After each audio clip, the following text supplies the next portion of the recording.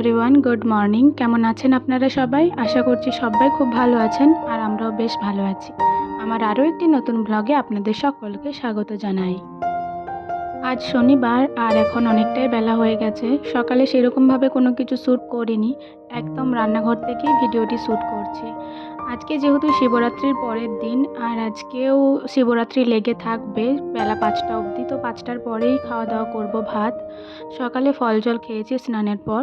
তো আজকে আবার শাকের পান্না করতে হয়, তো এই জন্যই শাক কেটে নিচ্ছে মা আর আমি একটু মাকে হেল্প করে দিচ্ছি।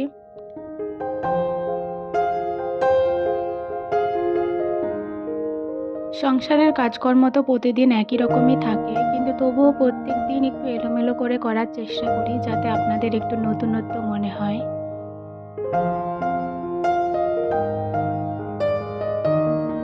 আর সত্যি বলতে রোজ রোজ একই রকম কাজকর্ম শেয়ার করতে আমারও ভালো লাগে না, তো সেই জন্যই একটু আধটু অগোছালো করেই ভিডিওটি শুরু করি, যাতে একদিন একটা কাজ দেখালাম, অন্যদিন আরেকটা কাজ দেখালাম, তো সেভাবেই চলছে।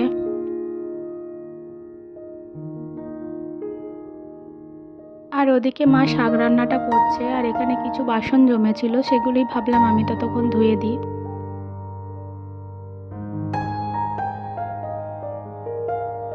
আমার রোজকার ভিডিওগুলি আপনাদের কেমন লাগছে অবশ্যই কমেন্ট করে জানাবেন, কারণ আপনারা কমেন্ট করলে আমি অনেক মোটিভেট হই আরও ভিডিও বানানোর জন্য।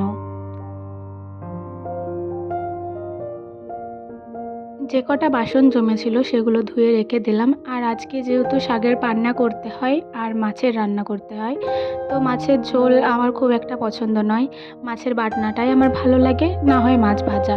তো মা সেজন্যই মাছের বাটনাই করবে। এখানে মাছ তো কাটা ছিল কিন্তু আঁশগুলো ছাড়ানো ছিল না, সেটাই ছাড়িয়ে ভালোভাবে ধুয়ে নিলাম। তারপর মাছের যে আঁশগুলি ছিল ওগুলো আমার মায়ের একটা মিনি ডাস্টবিন আছে, মানে কৌটোর মতো আছে, সেটার মধ্যেই মা এখানে যত নোংরা জমে ওগুলো সব ওখানেই রাখে, এই যে এই কৌটোটায়। তো এগুলোতে ঢুকিয়ে রেখে দিলাম আর এখানটা ভালোভাবে একটু ধুয়ে দিলাম।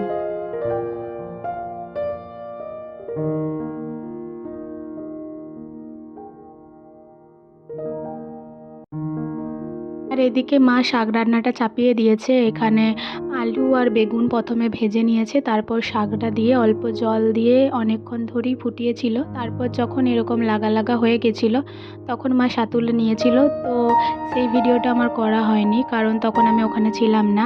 আর এখানে আমি মাছ রান্নাটা করছি, সেই জন্য এটার ভিডিওটা আমি, মানে এই রেসিপিটা আমি পুরোটাই আপনাদের সাথে শেয়ার করব।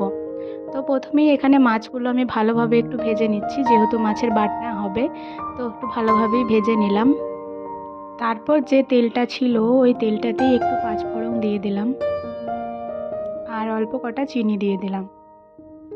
তারপর এই চিনি আর পাঁচফোড়ন ভালোভাবে খড়িয়ে ভাজতে হবে। যখন আপনি খড়িয়ে ভাজবেন তখনই এখান থেকে একটা মিষ্টি গন্ধ বের হবে। সেই মুহূর্তেই আমাদেরকে পেঁয়াজ দিয়ে দিতে হবে। মাছের বাটনায় অনেকেই আদা রসুন বাটা দিয়ে থাকেন, কিন্তু আমি দিই না। আমার মাও দেয়, তো মা বেটে রেখেছিল কিন্তু আমি আর দিইনি, আমি শুধু পেঁয়াজটাই দিয়েছিলাম। তারপর অল্প লবণ দিয়ে দিয়েছিলাম। পেঁয়াজটা যখন বেরেস্তার মতো ভাজা হয়ে যাবে, ঠিক এইরকম যখন ব্রাউন ব্রাউন হবে, তখন জানবেন যে এটা ভাজা হয়ে গেছে আর খুব মিষ্টি একটা গন্ধও বের হবে। আর সেই মুহূর্তে এখানে টমেটো কুচিয়ে রেখেছিল সেগুলোও আমি দিয়ে দিলাম। টমেটোটা যখন একদম ভালোভাবে গলে যাবে সেই মুহূর্তেই আমাদেরকে জল, মানে সর্ষে বাটাটা দিতে হবে, যে সর্ষে বাটাটা আমরা বেটে রেখেছিলাম আগে থাকতেই। তো এই সর্ষে বাটার মধ্যেই আমি অল্প হলুদও দিয়ে দিয়েছিলাম, তো সেটাও আমি দিয়ে দিলাম একবারে। তারপর এটা ভালোভাবে কষিয়ে নিতে হবে, যতক্ষণ না পর্যন্ত কড়াইয়ের মধ্যে লেগে যাচ্ছে ততক্ষণ এটা কষাতে হবে। মাছের বাটনাতে কাঁচা লঙ্কা দিলেই সবচেয়ে ভালো হয়, কিন্তু যেহেতু কাঁচা লঙ্কা ছিল না সেজন্য এখানে আমি লাল মির্চিই দিয়ে দিলাম।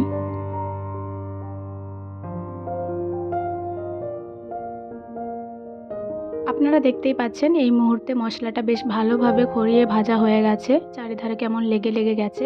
তো এই মুহূর্তেই আমাদেরকে জল দিয়ে দিতে হবে। আপনারা ঠিক ততটাই জল দেবেন যতটা আপনারা বাটনা চান।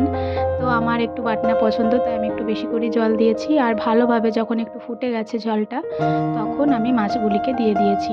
আর অবশ্যই আপনারা একবার নুনটা চেখে নেবেন। মাছের ঝোলটা ফুটতে ফুটতেই আমি গ্যাসটাও হালকা করে মুছে দিলাম, যেহেতু খুবই নোংরা হয়েছিল, তো একটু মুছে দিলাম ভালো করে। আমি যেহেতু একটু বেশি বাটনা রাখবো, তো আমি এই মুহূর্তে নামিয়ে নেব। এই মুহূর্তে আমার হয়ে গেছে ভালোভাবেই। তো এখানে আমি নামিয়ে নিচ্ছি, আর আপনারা দেখতেই পাচ্ছেন কত মিষ্টি কালারটা এসেছে, আর খেতেও খুবই সুন্দর হয়েছিল।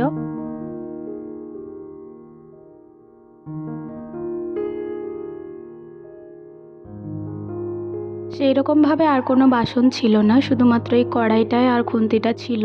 তো ভাবলাম এটা আবার রাখার কি দরকার, এটা মেজেই দিই একবারে, পরেও তো আবার মাকে মাজতেই হবে। তো সেই জন্য এই বাসনটাও একটু ধুয়ে মেজে রেখে দেব।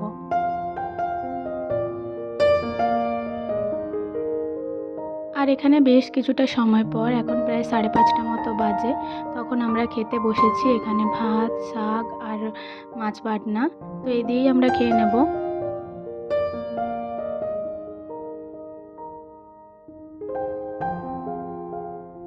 প্রত্যেকটা কাজেরই একটা নির্দিষ্ট সময়সূচি আছে, কারণ ওই সময়টা পেরিয়ে গেলে আর যেন সেই কাজটা সেইরকমভাবে হয় না।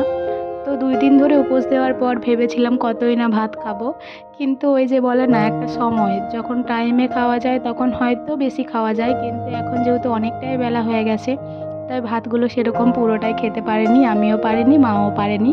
তো এই যে ভাতগুলো অন্য থালাতে কুড়িয়ে নিয়েছে, এখানে কুকুরগুলো আছে বাইরে, ওদেরকে দিয়ে দেওয়া হবে। আর মা মাছের কাঁটাগুলো আলাদা করে দিয়েছিল, কারণ না হলে ওদের গলায় লেগে যেতে পারে। আর এখানে কিছু জামা কাপড় ছিল বাইরে, তো মা যতক্ষণ ওই বাসনগুলো ধুচ্ছে ততক্ষণ আমি এই জামা কাপড়গুলোও কুড়িয়ে নিচ্ছি।